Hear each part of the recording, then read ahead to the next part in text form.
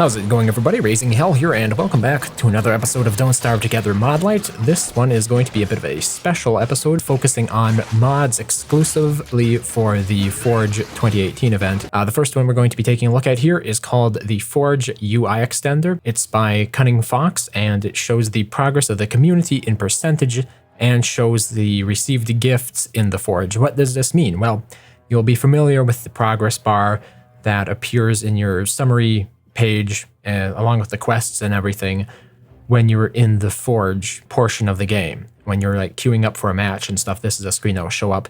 And with the Forge UI extender, you'll actually be able to see how far along that bar is in terms of an exact number percentage, and still instead of just seeing the visual representation of it. Though my favorite part of this mod here is actually going to be the ability to open up gifts while in the Forge. So some people might not know this, but when you play the Forge, it's still counted as playing Don't Starve Together, so you will receive up to 4 gifts per week. Usually they're skins, but during this event they can be actual chests. And normally if you're playing in the Forge, the prompt to open the gift never shows up. And usually you would need to be next to a science machine or an alchemy engine to do so. But when using this mod, whenever you are eligible for another gift, you can just open it up directly from the screen inside the Forge.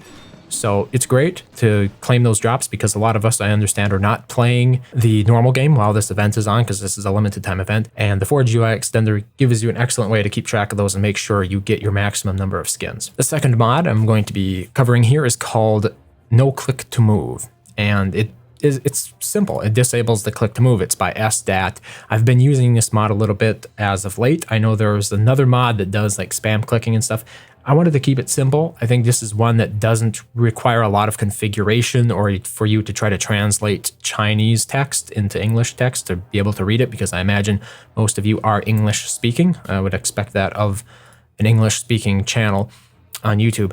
But anyway, what this one does is it allows you to animation cancel between 2 targets more efficiently. If you spam click, for lack of a better term, between 2 targets on the map, as a ranged character, such as using the fire staff darts or the life-giving staff, you'll be able to deal additional damage because you effectively cancel the animation each time you click on another target. So one of the more common problems that crops up here, though, when doing this is that if you click outside of an enemy, if you misclick and click the arena ground instead of the actual enemy itself, your character will walk to that position, and that can be a bit of a problem because it causes you to walk towards the enemies, and as a ranged character you pretty much never need to do that. So this will disable the ability for you to click to move in the Forge, but you should probably be using the keyboard by now anyway. Now here's an older one from 2017, but it still works in 2018. It's called the Cooldown Timer by Killer.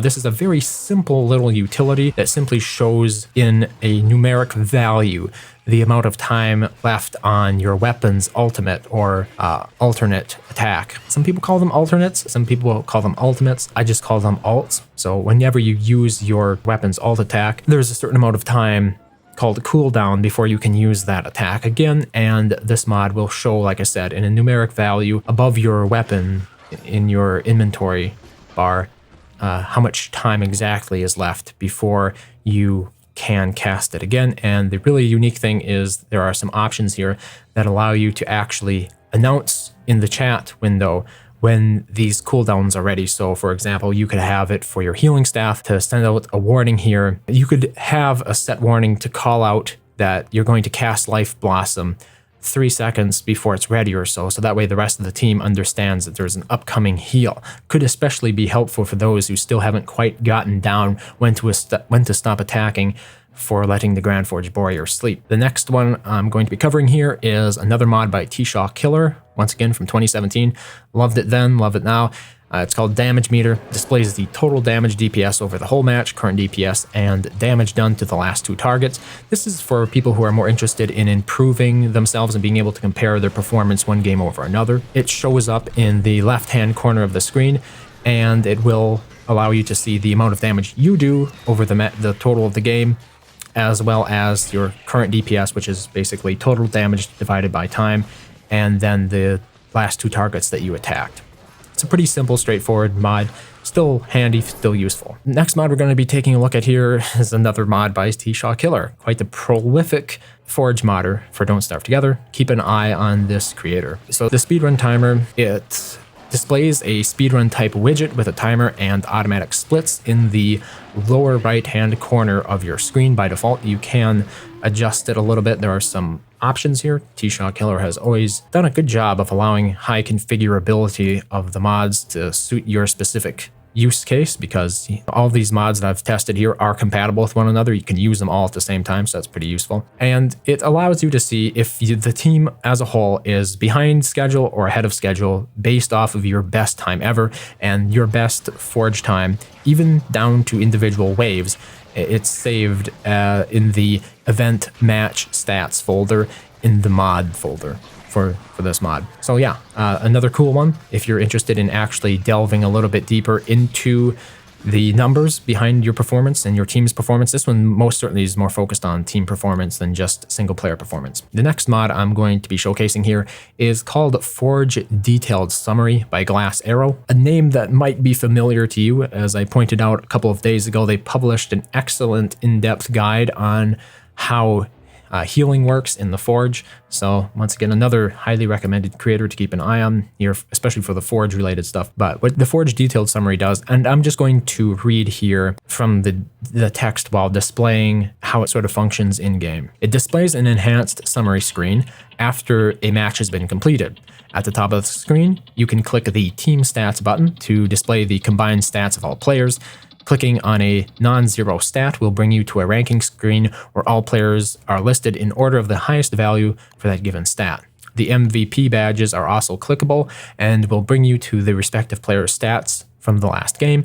The experience bar is also enhanced. The green bar will overlay your XP bar, showing the new experience gained from the last match. Total experience gained is also displayed below the experience bar and can be clicked to display a detailed list of the experience gained. So once again, if you're actually interested in how you're performing, how your team is performing, this is another great mod, especially after the game.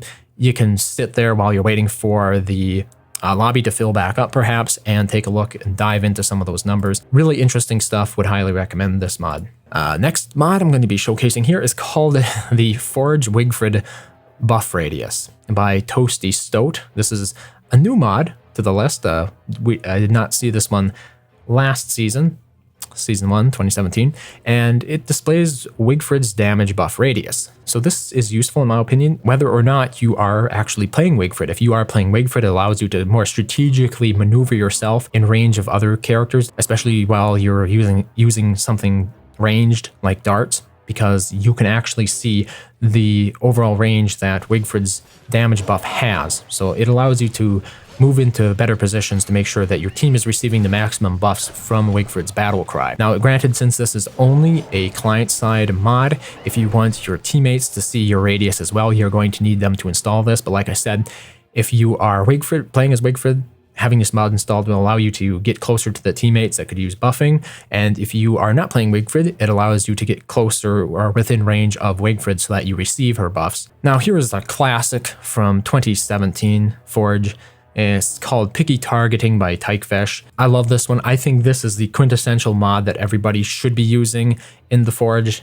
The description is, while fighting in the Forge, auto-attacking may do a disservice by targeting the mod that better shouldn't have been touched. This mod prevents auto-attacking the mobs which are in the similar condition. Not the best English, but I think we get the point of it, and you can also configure this mod as well. So for me, I've actually tweaked 2 of them here. By default, when you press attack, certain enemies will not be targeted while using this mod. I chose to leave enabled the prevention of targeting fossilized mobs. These are the mobs that have been petrified, but I've changed it here to allow me to auto-target sleeping mods and shielded mods. You don't have to. By default, all of them are banned. So that's how I have it configured. If you have to choose one mod here out of all the ones that I choose, get picky targeting because it affects so much of the game. You're going to be using this almost the entire match. The last mod that I'm going to be covering here is called Send Alert by IceGrog. This is a mod from last year as well. It adds buttons over your inventory that send a quick alert to your team about what you're going to do.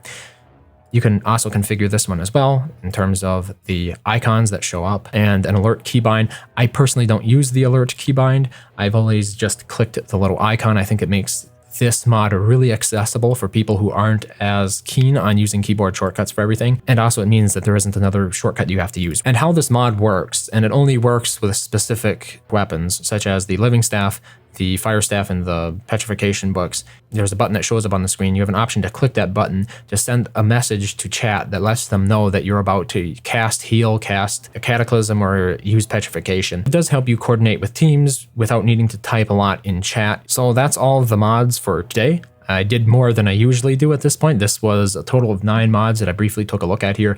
I recommend all of them, and I'm currently using all of them together in my games of the Forge, unless the game, of course, crashes and I have to disable my mods again.